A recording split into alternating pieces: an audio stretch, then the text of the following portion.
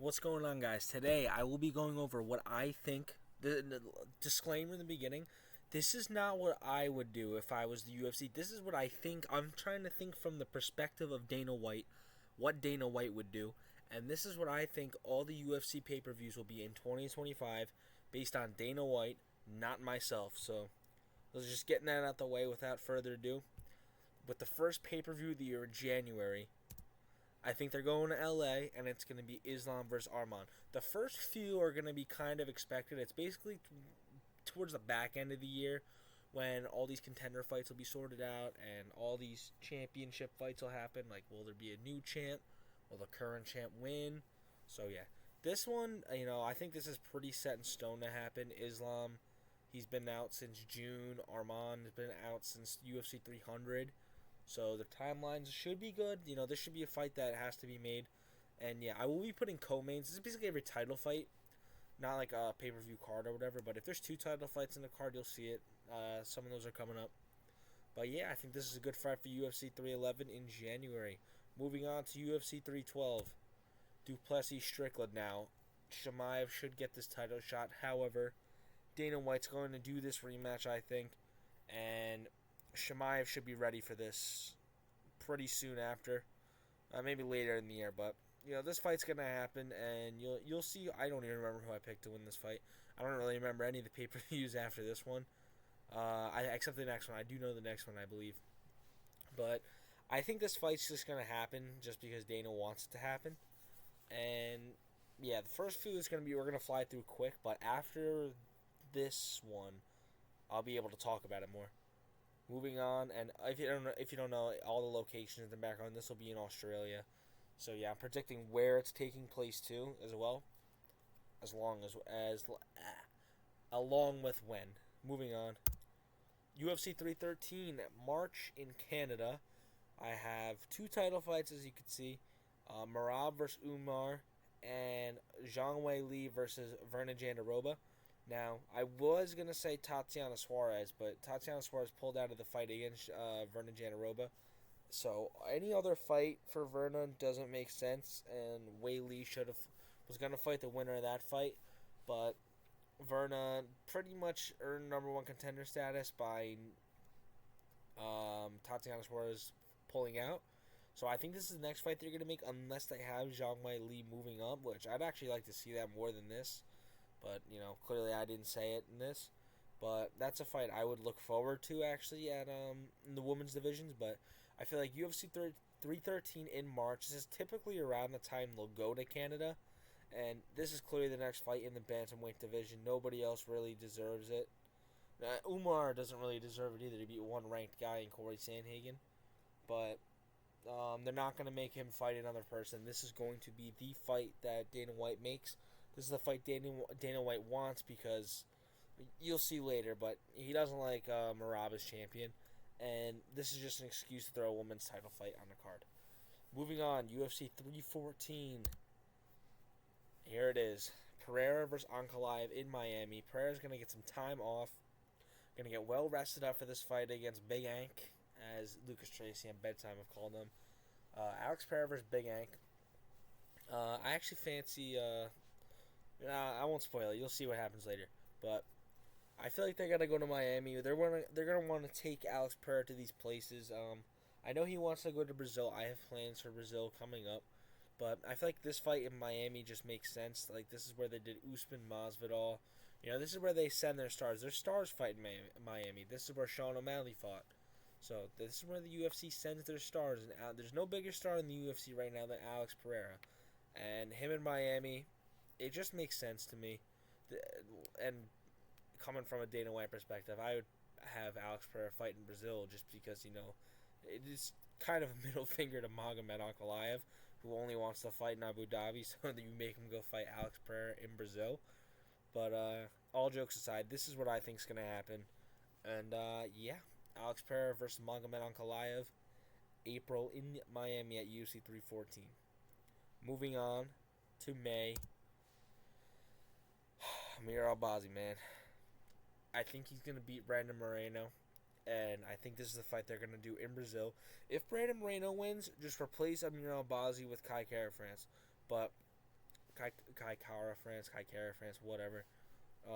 But yeah, Pantoja's going to headline this Brazil card once again just because it's their excuse every time they go to Brazil. They have a Brazilian champion at flyweight, so they just throw Pantoja's sorry ass on here and get along with it. And the Brazil cards usually suck, so don't expect this card to be good. And they usually go there around May, so yeah, they're kind of themed before they go. Where they go to these places, they go to a new place every now and then. Like LA's new, but they usually go to the new place in January. Everything else is kind of like planned out. It's usually consistent with where they go. But yeah, this card, it's not going to be a strong card, but it's going to be in Brazil. And it's going to be headlined by Pantoja versus Albazi. Moving on to, I think we're in June, right? We are, and this is International Fight Week. Ilia Topuria versus Diego Lopez. Co-main event is going to be Juliana Pena versus Kayla Harrison. Now, I know Dana White wants to go to Spain, and if they go to Spain, Ilia Topuria is the main event. But I just don't think he's going to... He has so many empty promises when it comes to fighting places that I just don't think he's going to live up to it. And this is a great International Fight Week headliner. You can't tell me anything else. This fight as the International Fight Week headliner, you know, very international. You have 4 different countries on this. Well, I mean, the Venezuelan vixen, I guess, Juliana Pena. But in the main event, you have Georgia/Spain versus Brazil. And yeah, this would be. Can't tell me not excited for this fight either. This fight is the fight I want to see at featherweight right now, and Kayla Harrison is the next big star in the women's division. So it just makes sense to put her on an International Fight Week, and it's going to be in Vegas, obviously, because that's where all the International Fight Weeks are at. Moving on, UFC 317, England in July, early July. Tom Aspinall versus Cyril Gane.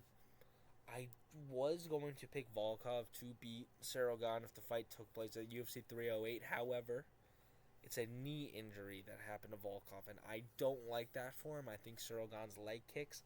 He'll probably now work in some knee stomps, some oblique kicks, and I think he's going to get it done versus him. And they're going to wait. Aspinall's going to see what happens, but I also, it spoils it that I think the winner of Stipe versus John Jones is going to retire. So yeah, it's my prediction there. I don't think that's a very hot take considering they both said they're going to retire. And yeah, I mean, if Stipe wins, I don't know if John retires. But if John wins, they're both going to retire. Stipe is going to retire regardless, and I don't blame him. He's 41. He shouldn't really be fighting anyway. But, you know, they're giving him this fight. Stupid as hell, in my opinion. John Jones ducking Tom Aspinall. But, yeah. And all these accounts, I got to say this. All these Twitter accounts and Instagram accounts, they're glazing. They're glazing these boring Dagestani fights. There are exciting Dagestani fighters. Islam Makhachev is exciting, but don't pretend fucking Movsar Evloev is exciting, please. Don't pretend you're ready for you're going into a Marab fight week and you're just excited for the fight. Like don't do that shit. Like come on, be real. And I saw somebody say that he thinks John Jones drags Aspinall into the 4th round and submits him. Like, are you on crack? Tom's counter-grappling, Tom's defensive wrestling against John Jones. He's bigger. Tom Aspinall's bigger. He is stronger. And I think his defensive grappling and wrestling would be enough to keep John Jones on the feet and knock him out in round 1. And if it goes to the ground, I think it's going to be Tom Aspinall initiating it. I don't know what in that Cyril Gane fight prove to you that John Jones' striking is going to be enough to hold him up against a Tom Aspinall or a Sergey Pavlovich. Like, I know Cyril Gane's the best striker probably at heavyweight, but he's not the best mixed martial artist at heavyweight. I believe that is Tom Aspinall. John Jones' striking was always solid, but it's nothing compared to whatever. But that's all. That's besides the point. That was a side tangent. But Tom Aspinall, Cyril Gane, UFC 317 in July in England. Moving on, late July in New Jersey, UFC 318, Bilal Muhammad versus Jack Della Maddalena.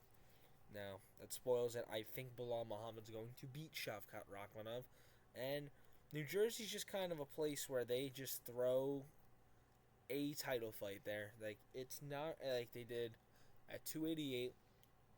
It was Sterling versus Cejudo. At 302, it was Makachev Poirier. Like, they put a decent title fight there, but it's never the most exciting one, which is what I think this fits. This title fight fits that.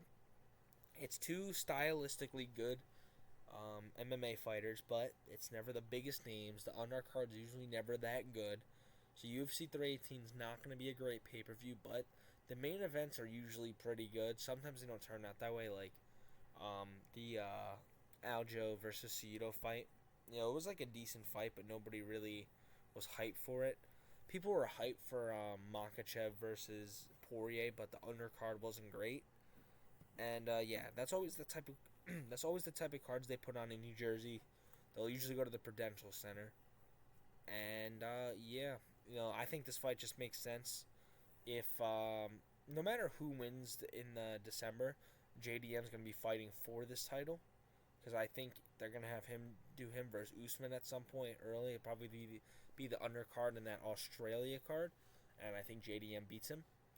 But yeah, this is the fight next at welterweight if Bilal Muhammad wins and JDM are to win. And yeah, I think they're gonna put it in New Jersey in July. Moving on.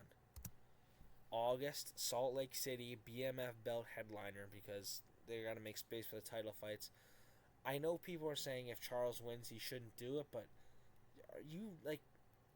I want to see Charles Oliveira hold the belt too, but I think there's more for Islam than just rematching Charles Oliveira after beating Michael Chandler.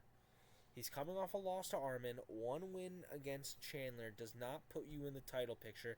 This is a title eliminator belt and a BMF belt.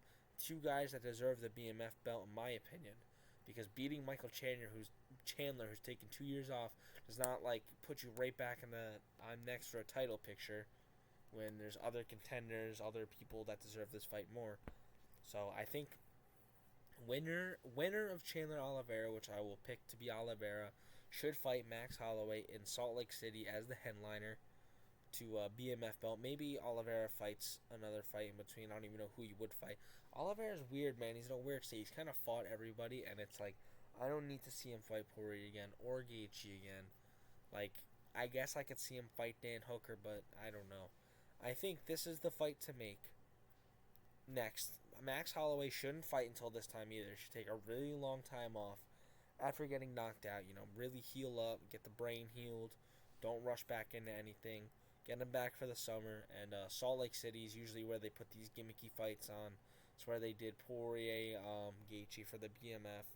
This is where they just did Khalil Roundtree versus Alex Pereira on short notice.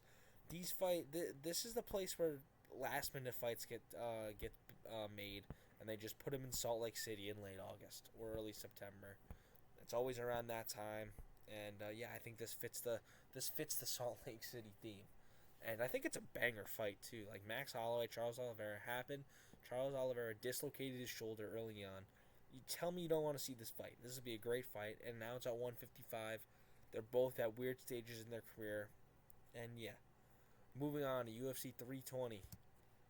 Sean Strickland versus Khamzat Chimaev. I think Strickland's going to beat Dricus, but it's a 50-50 fight. I just put Strickland because I think he's going to win. But if Dricus wins, this is the fight to make here anyway. It's the same thing. And co-main event, Valentina Shevchenko versus Manon Fiorot.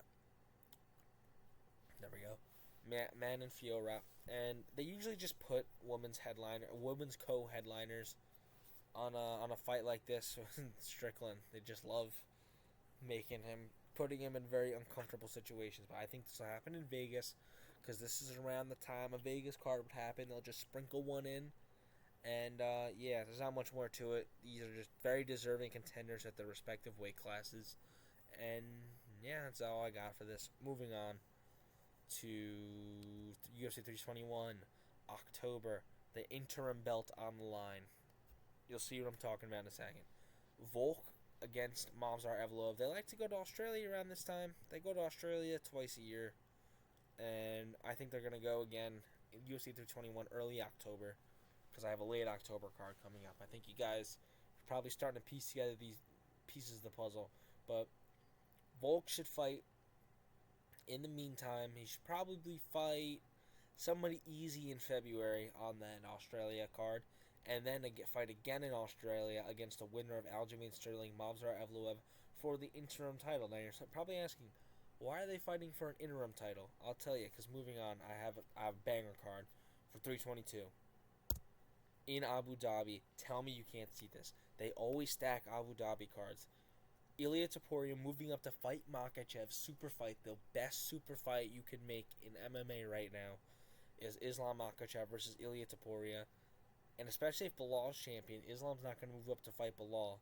So these two, Abu Dhabi, UFC 322, next year in October, late October. I know we got to wait a while for it, but tell me this fight's not a banger. And then in the co-main event, Sean O'Malley versus Umar, because it's basically Conor versus Khabib 2. They're going to stack this card at the brim for Abu Dhabi, get that money. Dana's going to get that money. But, dude, tell me that you can't see this happening. This is something I could see Dana really doing. And, yeah, it just makes sense, too. Sean O'Malley should have to fight somebody in between his loss to Merab and this, but Dana probably won't even make him do that. This will probably be Sean O'Malley's first fight back, too. But, yeah, man, this is what I think is going to happen in October, and this is peak, by the way. It just gets sad from here on out, because that's what happens. Look at this year. We have Jones Stipe, and then we have Bilal Shafkat versus what we just had at 308. All right, but moving on. In November, oh yeah, I forgot about this. This is fire too on MSG. 2 super fights back to back, but the windows are closing on them. If Dana White's a smart businessman, I know he's, it's an adrenaline dump like no other this whole entire month. Where after you're gonna be just thinking like, what the fuck, and you're not gonna know you're not gonna know what can top it because nothing can. But Aspinall, Pereira, MSG, they always go to MSG every November, and tell me, oh, dude, this would be such a banger, dude. This fight would get me, I think Aspinall would destroy him, but just the thought that Pereira has that 5%, 10%, maybe 15% chance to just chin Aspinall and become a 3-division champion. If he did that, he'd be the GOAT, by the way. 3-division champion, middleweight, light heavyweight, heavyweight, you gotta be the GOAT. Especially if you're beating Aspinall, the guy that John Jones ducked. Or if he doesn't retire, the guy that John Jones beat, because I think Aspinall would fight no matter what. But, yeah, this fight, I think, look, I know this super fight and this super fight right next to each other, it's weird, but I feel like these timelines, the way I'm presenting them here, especially because these two, well, Topuria needs one more title defense against a contender in Diego Lopez before he can move up and fight for his second belt, because he's on a Conor McGregor level of stardom right now. But this is the fight to make at 322, and then 323 in MSG. They always put heavy title fights here. They were like, this year it's Jones Aspinall. The year before it was gonna be it's Jones Stipe this year. The year before it was gonna be Jones Stipe, but the co-main was Yuri versus Pereira. They always just put the heavier weight class title fights in MSG in November. It's just a theme that usually happens, so I'm continuing the trend here. And Tom Aspinall versus Alex Pereira in MSG. I think that's what's going to happen. And tell me you can't see it happening. And then moving on to our final pay-per-view of 2025 in December in Las Vegas. Now,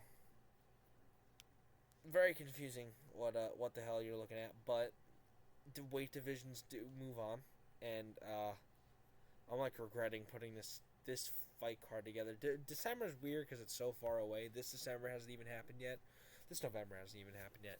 But Bilal Muhammad versus Ian Gary, because I think Ian Gary is the next up contender. I could see a Leon Edwards rematch, but this is just more fun to have a new contender at the top. And you're probably wondering why you're looking at Khalil Roundtree versus Nikita Krylov. Now, light heavyweights, they've all been kind of exercised.